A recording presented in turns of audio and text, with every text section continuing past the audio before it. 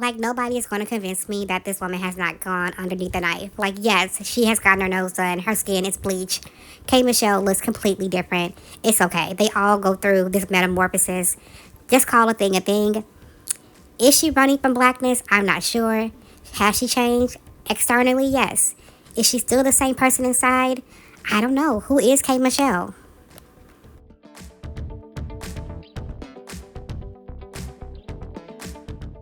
Hello, everyone. Welcome in. Today, we're going to talk about KMichelle. I hope you like and hope you subscribe. My name is Exactly Kelly.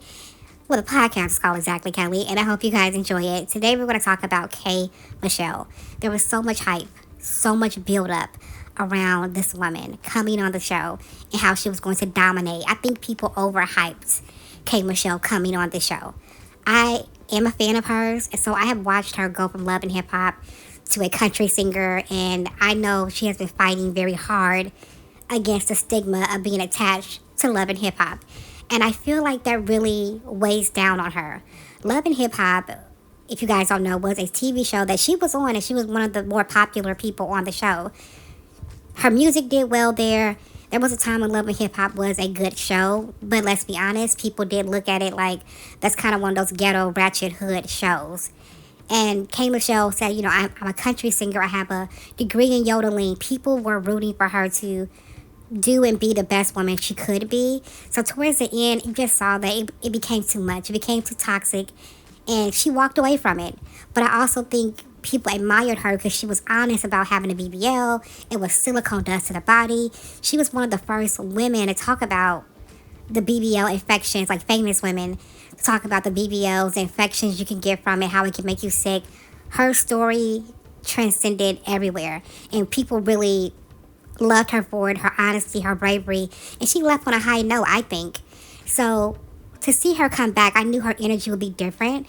She would be a different woman. However, KMichelle is very off-putting, I have to say so. Like, I feel because she has that reality TV knowledge and she knows how spin-ups can happen and how narratives can be formed about a person, and she wants a very curated image. She, at one point, if you guys don't remember, when Phaedra was in the airport and she said that white women love Phaedra, and she was so surprised about white women loving Phaedra. I mean, they watch TV as well, so. But either way, she was surprised by it, but I think KMichelle wants that. She wants white people to be open and loving towards her, because honestly, I do think KMichelle has an issue with blackness, has an issue with black women. It's not been easy for her. She did go through a lot on that show, and coming into these groups, there is a feeling like I don't really want to be here with these girls. I don't want to do this with them. I'm bigger than it. I'm bigger than all of this. But you're on their turf, baby. They're not on your turf. You came to their show, so you have to learn, she has to learn, I believe, to mix it up and be the person who you are in your confessionals. In her confessionals, KMichelle is entertaining. She has high energy. She has a lot to say. But you get her in the group, and it's like everything just falls away. The only time she directly addressed somebody was at Phaedra's house, and it was Portia. I think she did a good job by herself. And I wanted to see her kind of like lay it out. You said that people are plotting on you. You said that that Drew has said that you and Black are doing things. You have said this stuff to the viewers, and we have not seen it happen. So who told you this? And if you're not willing to say the entire story by now and the season's over, it makes the viewers think you're paranoid.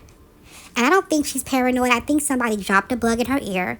Her being intelligent, understanding how reality TV works, was like, I'm going to get ahead of it. I'm not going to let anybody call me out my name. I'm not going to let anybody disrespect me. I'm going to get ahead of all of this stuff. But it never kind of showed up on camera. So even if it was off camera, I think she should have left it off camera. Until those girls brought it up, who cares what they say? You know what I mean? A part of the show is learning to deal with it as it comes. Because, again, KMichelle does have a long history of footage and stories and different things that she has done. And you have to live with it. They are going to bring it up. They're going to bring up everything about you. And if it's going to bring you down, because she does break down in tears. People talk about plotting and drama. Like, she does kind of have these moments where I've been fighting so hard. When she does all of that. KMichelle doesn't want to go there, but they're going to go there with her. I'm telling y'all now, they're going to go there with her. She has to understand it's not shameful the fact that you were on a show that was wildly popular while you were on it. Things happen, people change. That was the past. You are who you are now and move on. I think if she can bring that confessional energy to the table, it would be a different show. But that's not happening. So I'm not sure what's going to happen with KMichelle. I did hear that the reunion, she started it off with a bang. Like, she has a lot to say. So I'm hoping that KMichelle is able to pull it together. I do want to see her come back. I want to see all of them return and come back and kind of have a moment with themselves to see where they kind of messed up, or maybe they want to show a different side.